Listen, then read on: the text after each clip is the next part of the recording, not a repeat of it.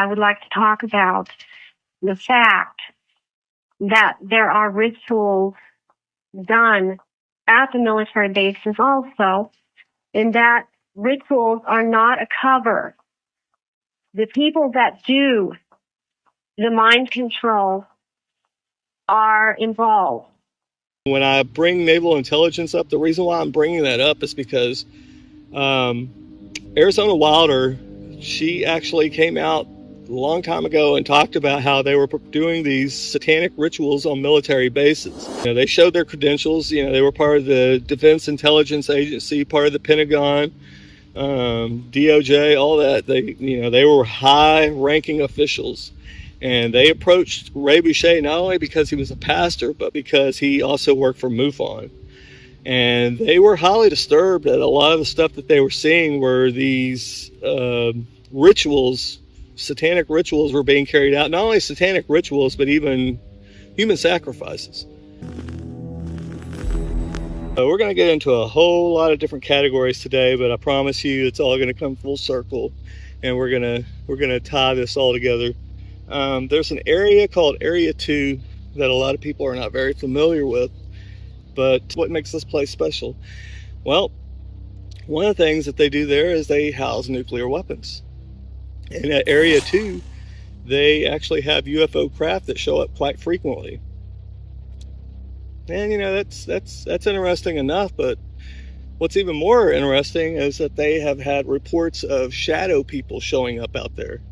And these aren't just, like normal shadow people about the same size as you, but these are like 7-8 feet tall, and they talk about them actively running around on military bases.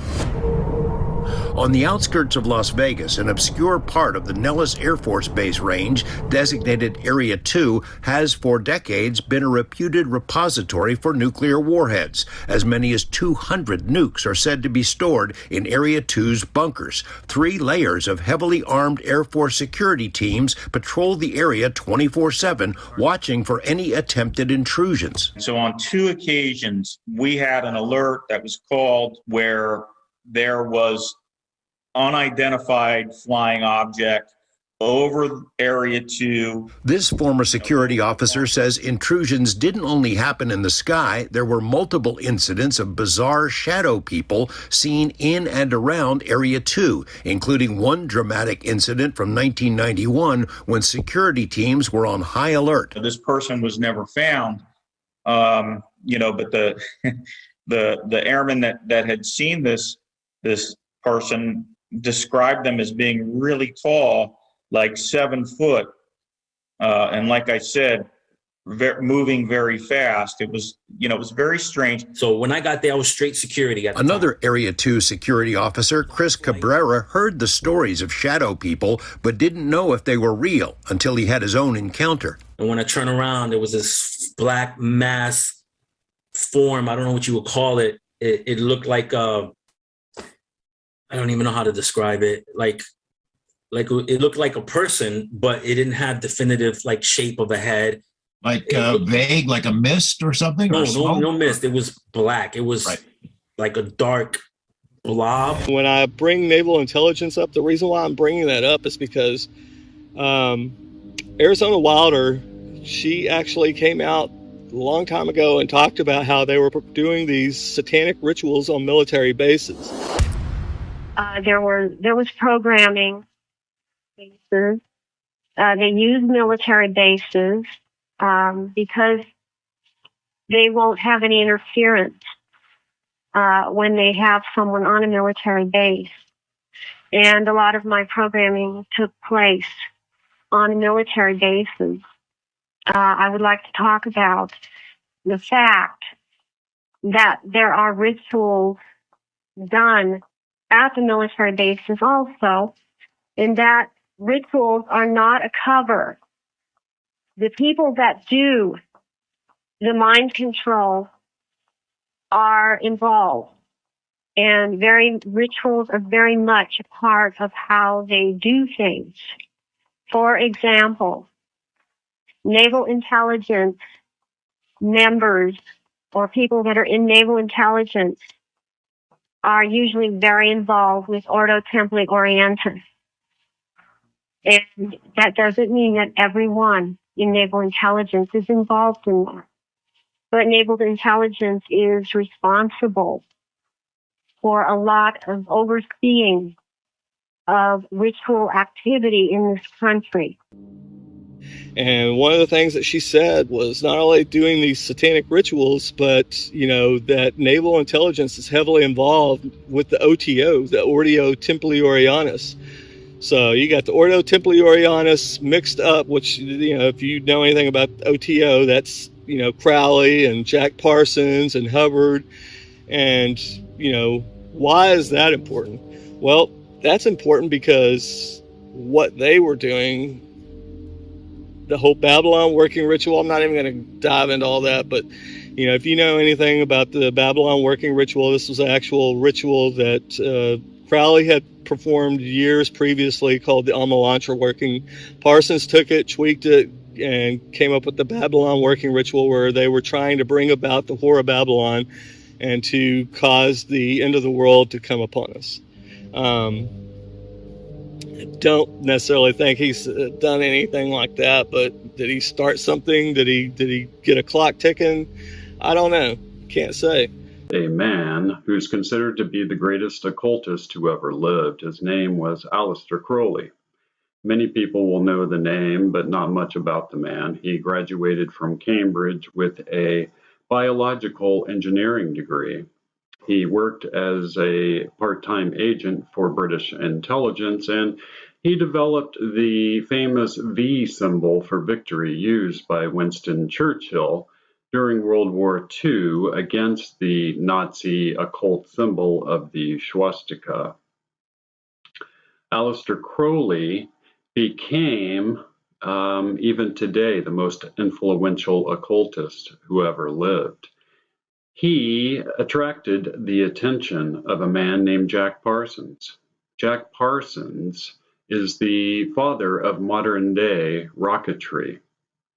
Jack Parsons is a very interesting and enigmatic figure who never had any formal training, yet was the guy who developed all of our early rocket technology, and especially the fuel, which is still in use today.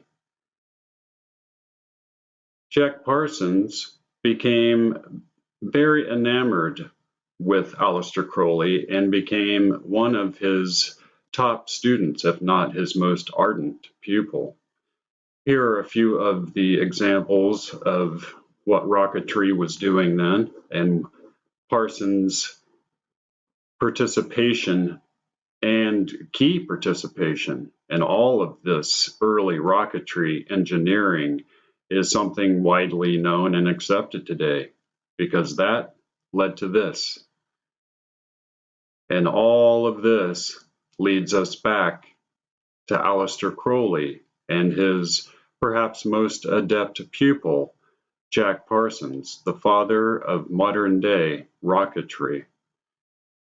So our tale begins roughly in 1940, early 1940s.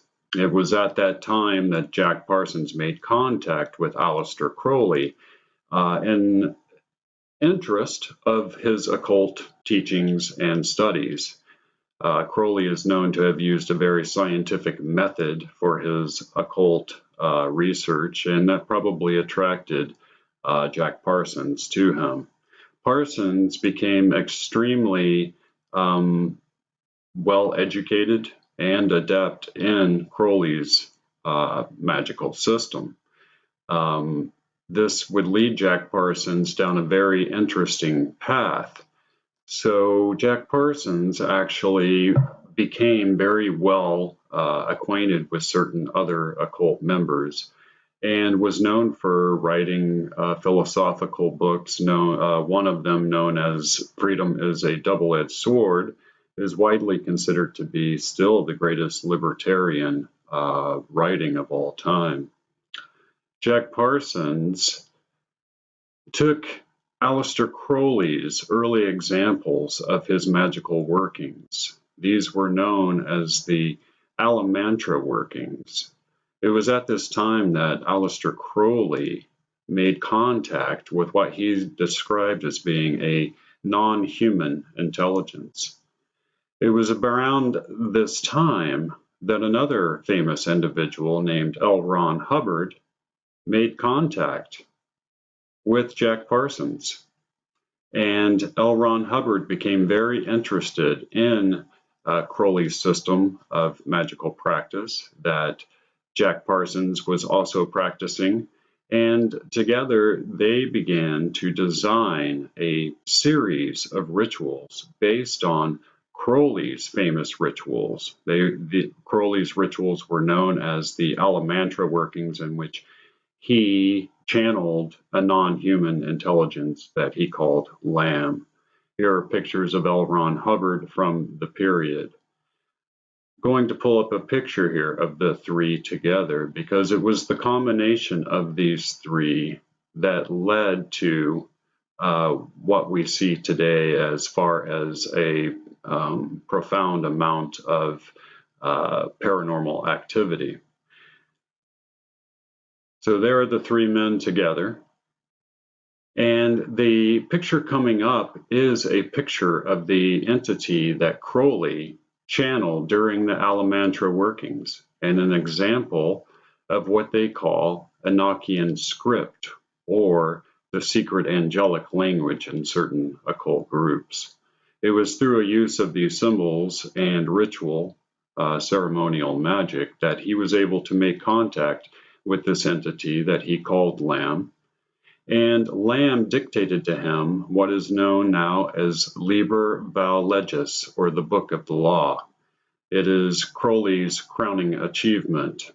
It is a completely new way of thinking about spirituality and religion. It is very interesting that Lamb looks exactly like our pop culture gray aliens. Lamb is such an early rendition of this exact archetype that we are led to believe that it was one of these creatures, in fact, that Crowley was able to contact. Here are photographs of what one of these creatures look like. Other than the oblong almond-shaped eyes, which we know from abductee testimony are actual lenses that cover the real eyes, they look exactly like Crowley's depictions of Lamb. Those came from circa 1945, 43 to 45.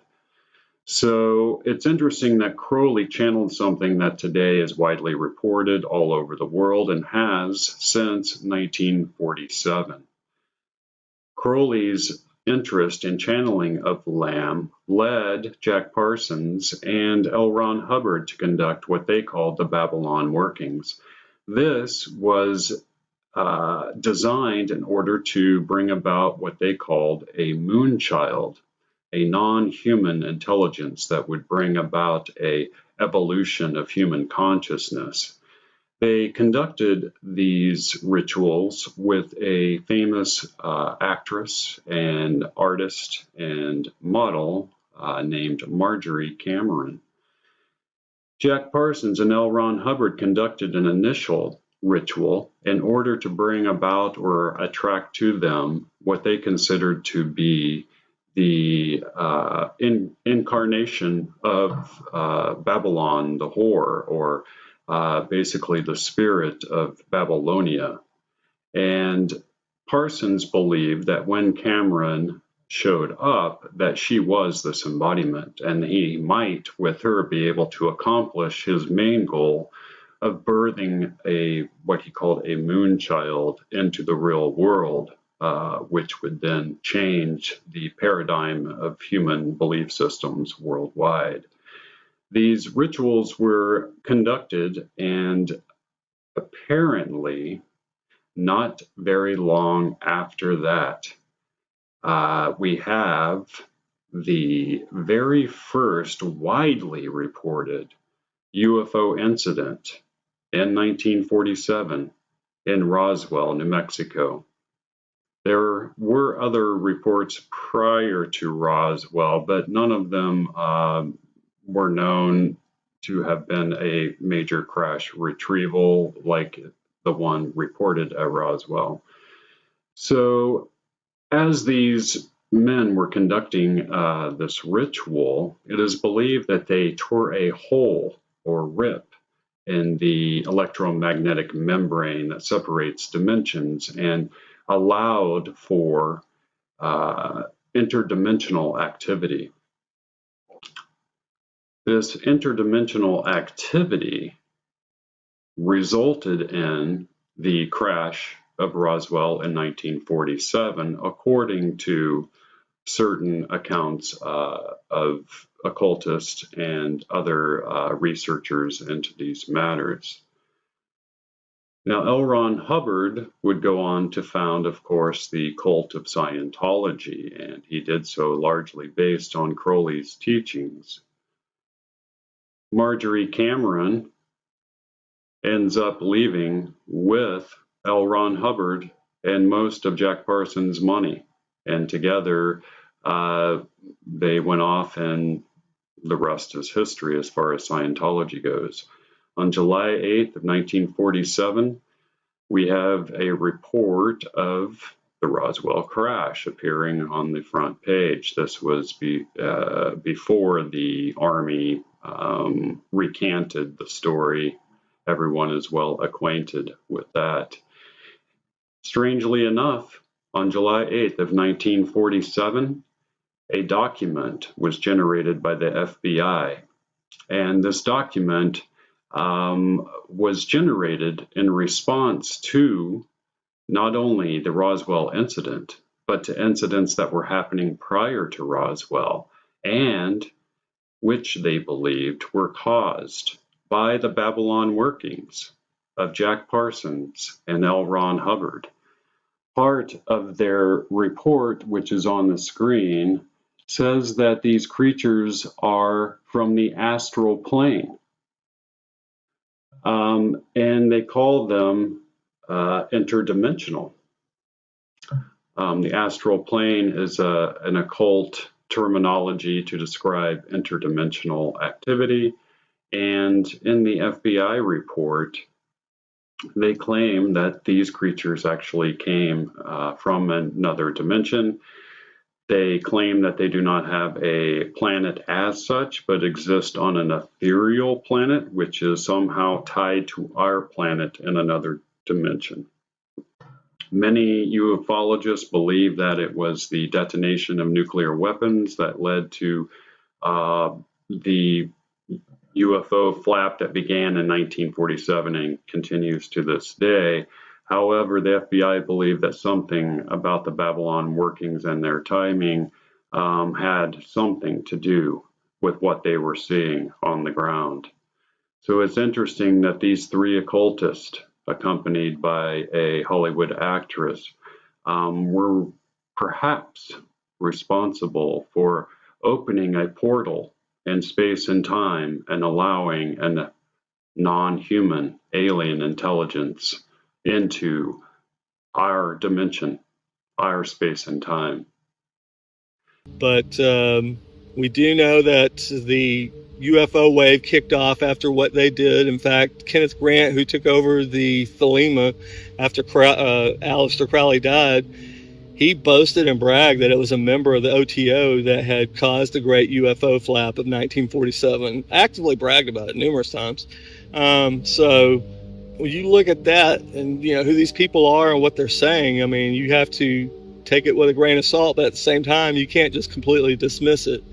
And in fact, after they investigated Jack Parsons, he worked for Howard Hughes for a while, and he took classified documents, top secret documents without permission, which launched an investigation into him. And when they recovered the documents, started looking into him, come to find out that he was, part of this Thelema, was mixed up with Aleister Crowley, and Charles Taze Russell was the one who started the Jehovah's Witnesses.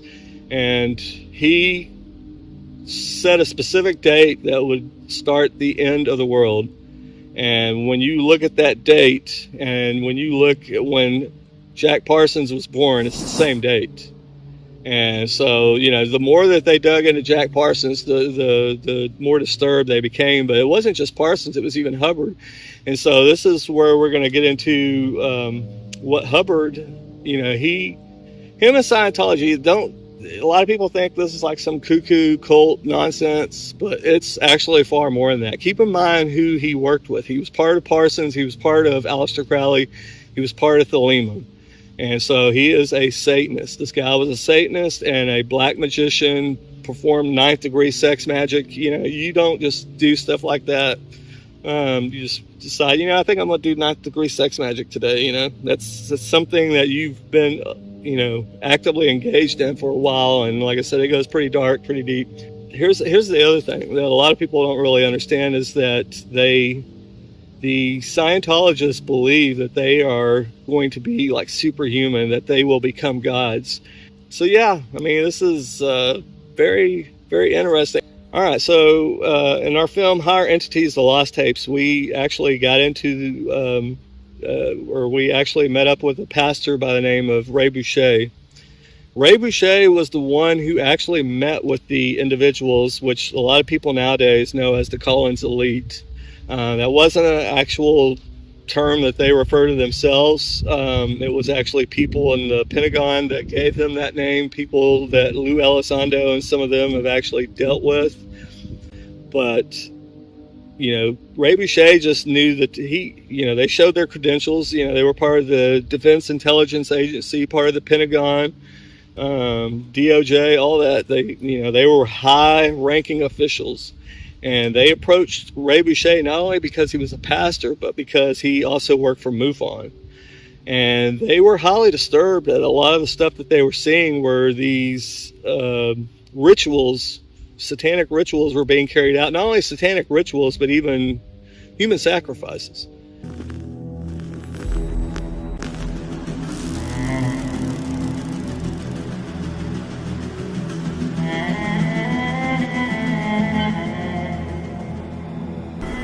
You were pretty heavily involved in the UFO community. Was it in the 90s? Yeah, my greatest involvement was from the late 70s through the late 90s. And what were you doing exactly? What was your mission? It was an intellectual quest for me. Essentially, I was fascinated by the whole topic. I worked with NICAP early on. I had got a lot of contact with APRO, the Aerial Phenomena Research Organization, and I ended up as a state section director and then a state director for MUFON for Nebraska. Worked with Citizens Against UFO Secrecy. I was on their board for a while. Just a number of various organizations that helped me to satisfy my own intellectual curiosity.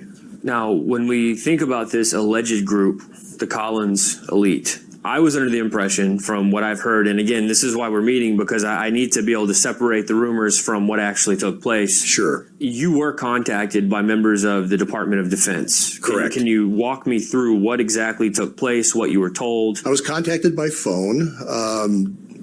The gentleman wanted to meet with me. He and a colleague said they wanted to meet with me. We arranged a time, met actually not far from here at another hotel here in Lincoln. They explained to me what was going on, the project with which they were involved, and their concerns that it was not only unethical and immoral, but that it was a program that was really connected with the demonic, with satanic forces.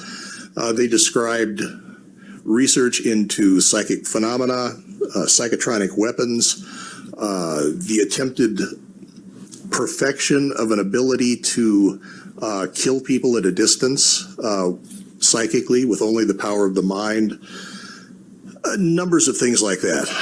They also mentioned the fact that some aspects of this had slipped into much the same thing as satanic worship in a way to contact what they referred to as NHEs, non-human entities. They didn't refer to them as aliens, because they were certainly aware that these were, although they could manifest in a physical form, they were not, in the common sense, what we would think of as extraterrestrial. They would fall more into what John Keel termed ultra-terrestrials, from some other dimension, and I would argue it's a spiritual dimension. They were summoning these things into our reality. So again, this is we're going to get into the whole thing about summoning here very shortly. But yeah, they are summoning these things into our reality. Now, what are they getting out of it? They're obviously getting something out of it, or they wouldn't be doing it.